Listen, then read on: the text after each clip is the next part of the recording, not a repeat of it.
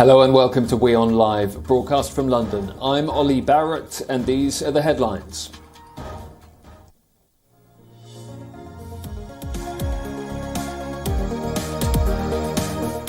Russian forces bearing down on Kyiv are regrouping northwest of the Ukrainian capital as Britain says Moscow could now be planning an assault on the city within days.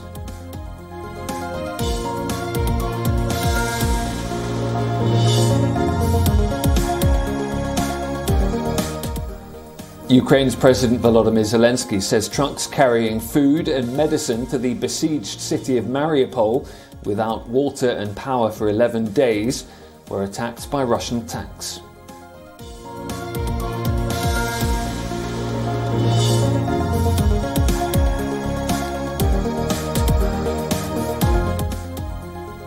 The UN's Human Rights Office says it's received credible reports of several cases of Russian forces using cluster munitions in populated areas in Ukraine, which may amount to war crimes.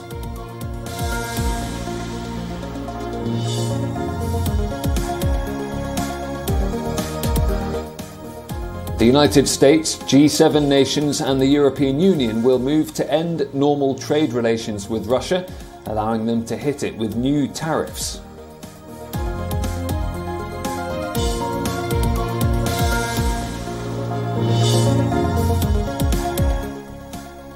COVID cases appear to be rising in those aged 55 and over in England, raising concerns that immunity could be waning in some older people.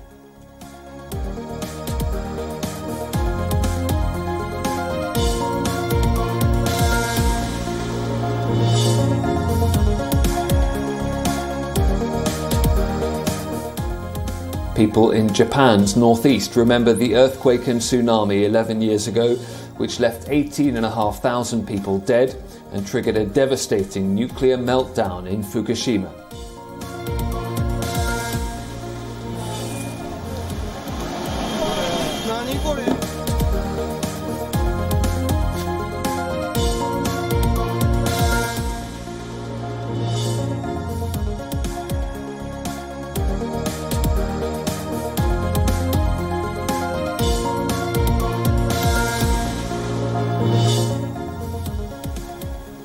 The massive Russian military convoy that had been positioned outside the Ukrainian capital Kyiv for days appears to have dispersed. The latest satellite images published by Maxar Technologies now show armoured units manoeuvring in and through the surrounding towns close to Antonov Airport to the northwest of Kyiv.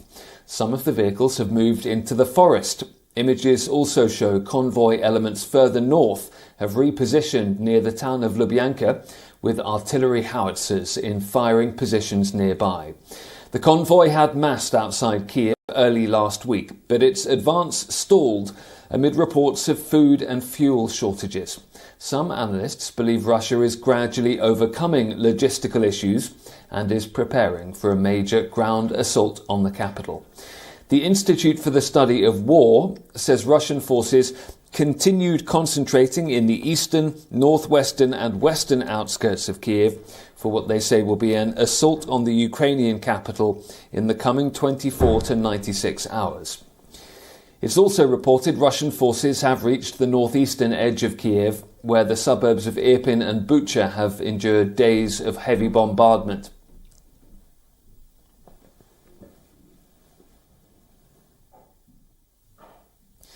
And we can go live to Kyiv now, where our correspondent Anas Malik is joining us. Anas, what's the latest you're hearing from inside Kyiv about where Ukrainian officials believe the Russian military build-up is outside the city? Well, the Russian military build-up, Oli, is at 2 points outside the city, in the northwest and in the northeast, near Irpin and near Brovary. I was trying to go to Brovary today and we went to the front lines, but we were not permitted beyond a certain point because there was an active war situation over there. Now, I'm standing at the Leningradska Square in Kyiv. It's in the outskirts of Kyiv, and there are digital signboards. I would just like to show you that are around, which say, which talk about in Russian that NATO close the sky now. And these signboards would be found in abundance. These are digital signboards. They change their color and then they say that NATO close the sky now because and it's not a request. They also read that it's not a request. The Ukrainian people are begging for this. So that goes on to show the extent of the situation here on ground. You'd see these iron rods around me, right behind me. They've been put up in abundance around the city in order to prevent any tanks movements. Iron rods like these or tire busters have been put up around the city. Trenches have been dug up. More and more sandbags have been placed in the city. We're seeing more and more volunteers who've been picking up arms. They're guarding the city checkpost in order to prevent or repel any aggression from Russia, Oli. And Anas, let's talk about that potential Russian aggression in Kiev. With all these reports about the possibility of a major assault on Kiev coming fairly imminently from Western agencies, how is that affecting morale inside Kiev and the atmosphere in the city? Has there been a shift? Well, more and more people are trying to go out of the city, and those who have chosen to stay back, they're going to supermarkets like these that is right behind me, and they're stocking up the household items. We've been seeing how supermarkets have been going out of essential items as well. The morale, if I talk to you about it, well, as I said, the Ukrainians are not giving up that easily. And that's something very certain, and that is something that we get to witness almost every day.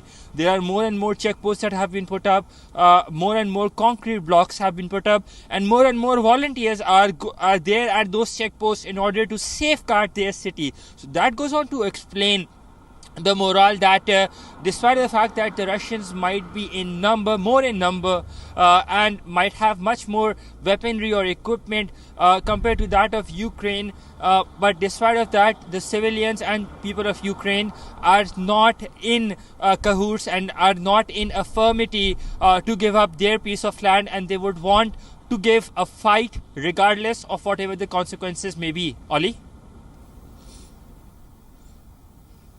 And as you mentioned there, people stocking up on household items ahead of a potential ground assault on Kiev. Do we have a sense of supplies in the city, how long they could last if the effective siege that we're seeing were to continue? How much food and water is there available in the city for the people that remain?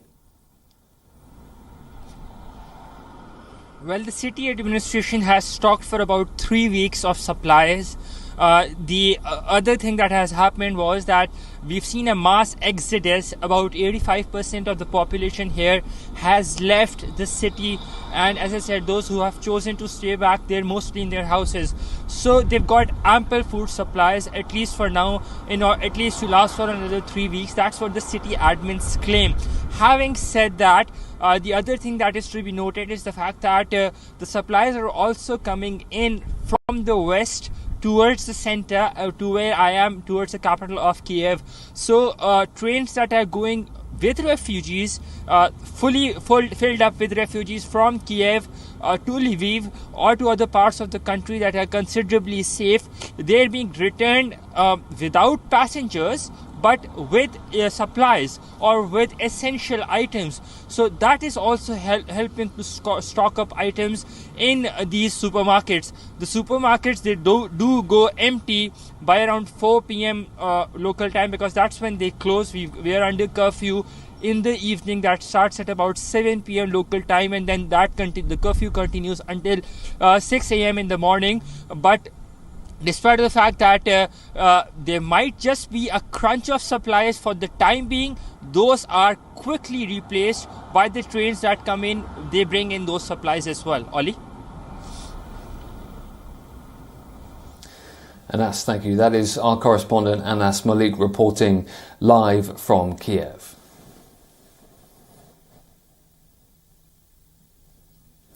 And the digital sphere is increasingly important in modern warfare, and so we have armies of cyber soldiers who are engaged in that conflict as we speak. And we'll hear more from Anas now on how all of that is unfolding when it comes to the Ukraine conflict. In the Ukrainian war, there's a war that is being fought in the land, and then there's another war that is being fought over the cyberspace. I'm currently in an apartment in an undisclosed location of Kyiv, where I'm with Andres, who has been at the forefront of hacking Russian website. His group has been at the forefront of hacking Russian websites. Let's have a word with him. Thank you so much, Andres, for taking our time and speaking to WION. Can you just tell us why you're doing this and what is your modus operandi? Why I'm doing this? I'm one of thousands of people who are doing this to fight Russian propaganda, and we are doing anything we can just to stop lies, because Russian brain is hacked or zombied, okay? Every Russian believes that they should fight in a war, that they should increase their empire, by taking that territory, this territory, that territory, like Georgia, Moldova, Pridnestrovia, Abkhazia, Armenia, whatever. Chechnya, 2 wars. They lost so far much more soldiers than they lost in both wars in Chechnya, okay? Ukrainian army is super equipped and super patriotic. Everybody is killing Russians just... I don't know, it has never been yet done before. How big is this group of volunteers you have? Look, there is 69,000 subscribers. Mm-hmm. Some of them are real hackers. Some are just trying to help. Some are spreading the word around the global world, how to do it. How many websites have you hacked specifically from Russia in the past 2 weeks or so since the invasion began? I don't know, it's hard to estimate. Maybe 20, maybe 30, maybe more. All right. I want to show you something really interesting, okay? Somebody hacked Russian cards that are now not working. All these cards, there is 4 megabytes of text of just cards. Look. Mm-hmm. Those are card expiration date, security code, name on the card. Mm-hmm. All those cards are Russian, okay? All those cards don't, work. Why? Okay. Because they were disconnected from SWIFT. You can try to pay with this card for anything online, on the internet. No, doesn't work. Apple Pay doesn't work, Google Pay doesn't work. Nobody will accept this card. Have you been working in support with the government? Has the government asked you, or are you doing it on your own? Government said, please, Ukrainians, do anything you can. This was like, how do I say? They just asked for help, and hackers said, okay, we can help. Yeah, no problem. Let's go do this, do that, destroy this, destroy that.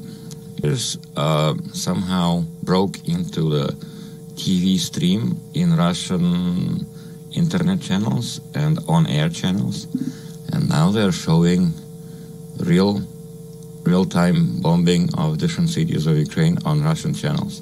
So there must be big wave of anger among simple people in Russia, and they must riot, and they will overthrow their own government. There you have Andres, who's running a group of hackers here from Kyiv in Ukraine, sitting in the capital and helping and aiding his government to hack into Russian servers and try to aid and support the Ukrainian government and the Ukrainian army through the means that he can. It is the 16th day of the Russian invasion of Ukraine, and Moscow has widened its aerial bombardment over cities. Civilian areas have come under Russian shelling in the central Ukrainian city of Dnipro. The city was hit with 3 airstrikes. One hit a kindergarten, reportedly. The other struck a residential apartment building and a shoe factory. At least one person is reported to have been killed.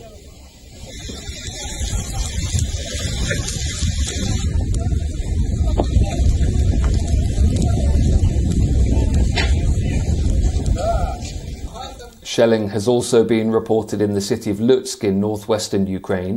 The Russian Defense Ministry says its troops targeted military airfields in both Lutsk and the city of Ivano-Frankivsk.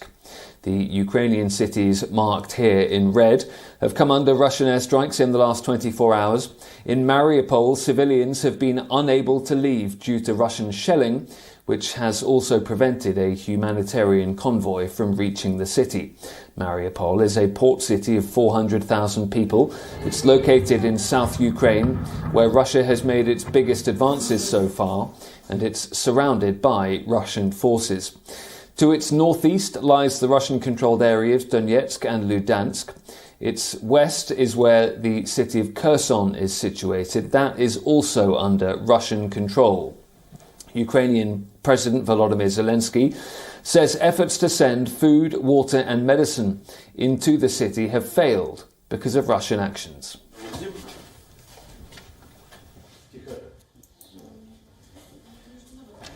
Ми робимо все, щоб врятувати наших людей у містах, які ворог, на жаль, хоче просто знищити. З урахуванням роботи гуманітарних коридорів у попередні 2 дні ми вже евакуювали близько 100 тисяч людей.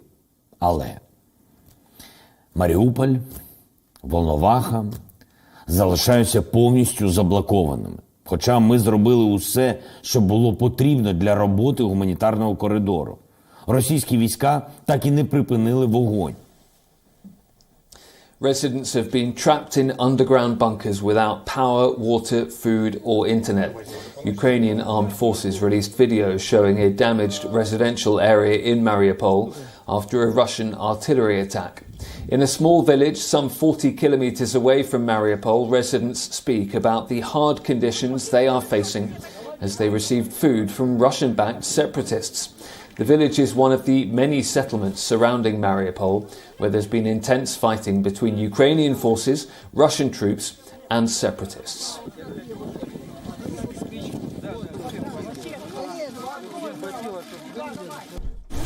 Ничего нету. Вот сейчас только первый раз продукты, хлеб такое появилось. Больше ничего не было. Вот первый день все есть. Света нет, информации нет. Вакуум просто. Мы не знаем вообще ничего. Абсолютно. Вот это самое сложное, когда ничего не знаешь. Хлеб то еда, то понятно, но без информации очень сложно. A Ukrainian couple, which was evacuated in 1986 after the Chernobyl disaster, have shared their experiences of Russian invasion. Valery and his wife Khalina used to work as engineer-chemists at the Chernobyl nuclear power plant. In 1986, they had to evacuate their home in Pripyat when a reactor exploded, triggering the world's worst nuclear accident. Now they fear they may once again lose their home near Chernihiv as Russian troops shell towns and bridges in the area. God forbid if we had to be evacuated again. Losing their home is not their only concern. The couple fear Ukraine could see another nuclear catastrophe. Zaporizhzhia, Europe's largest nuclear power plant, has been in Russian hands since last week when a blaze broke out in a building at the site after clashes between Russian and Ukrainian forces. The United Nations nuclear watchdog said on Wednesday that it had lost touch with its remote systems that monitor nuclear material at the facility. The now-defunct Chernobyl power plant is also in the hands of the Russians, who say they are conducting a special military operation in Ukraine. Valery says the nuclear units at both plants are well protected, but warns there could still be a huge catastrophe if a rocket hits. If it gets there, the shelter object could be destroyed. And then the radiation would spread all over Europe.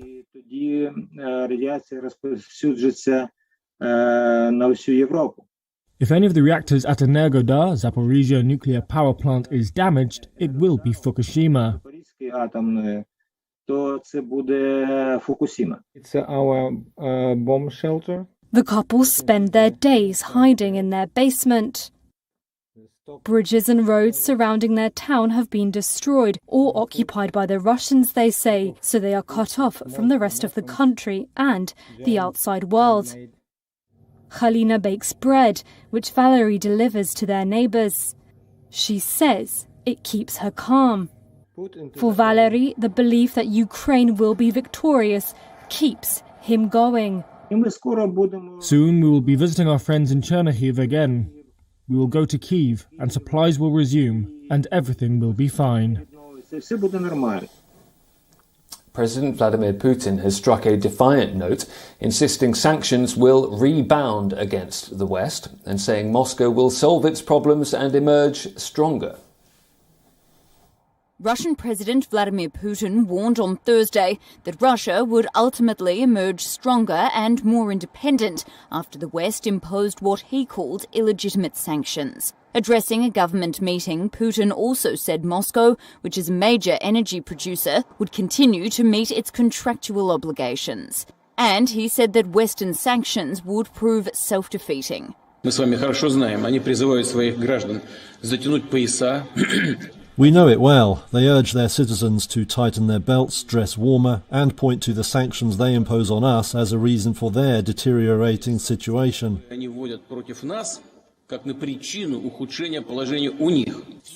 Hitting back against the West, the Russian government said earlier it had banned exports of telecoms, medical, auto, agriculture, electrical and tech equipment, among other items, until the end of the year. In total, over 200 items were included on the export suspension list, which also covered railway cars, containers and turbines. Earlier on Thursday, Kremlin spokesman Dmitry Peskov also said that Russia's economy was experiencing a shock and that measures were being taken to soften the blow from the raft of far-reaching sanctions. The situation is totally unprecedented. The economic war that has started against our country has never taken place before. So it is very hard to forecast anything. One needs not to forecast, but to act, to minimize the negative consequences and further risks.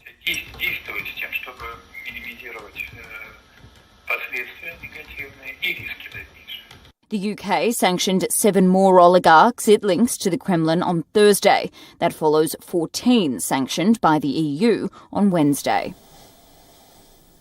Coronavirus infections appear to be rising again in England, especially among older adults. This after a broad decline since a peak in January.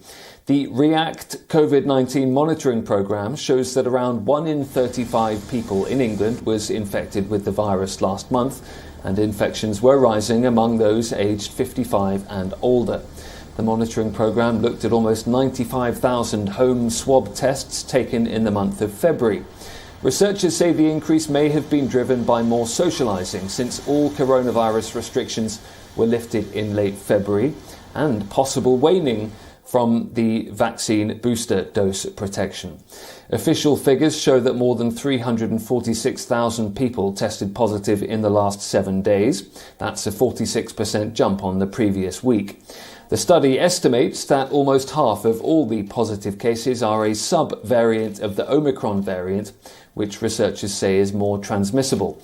The British government lifted all mandated COVID-19 restrictions in England on February the 24th, after infection rates and hospitalisations fell following a surge in December and January. People who test positive are no longer legally required to isolate at home or cover their faces with masks in public places. The tracing of infected people's contacts has also been scrapped. Authorities have published their draft terms of reference for an upcoming public inquiry into the British government's handling of the COVID-19 pandemic. The inquiry will mainly examine how officials responded to the public health crisis and identify lessons to be learned for future pandemics.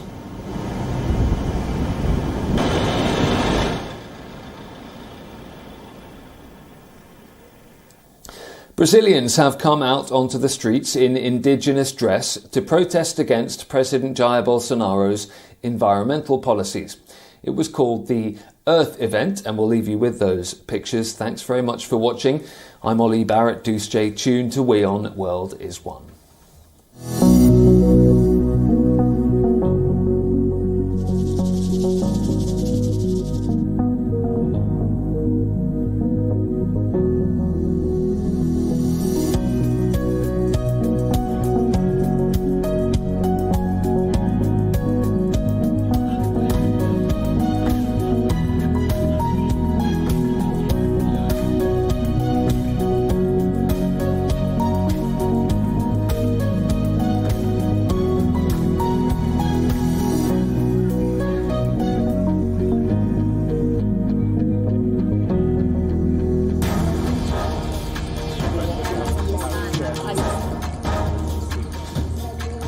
many other. This is right, Arab.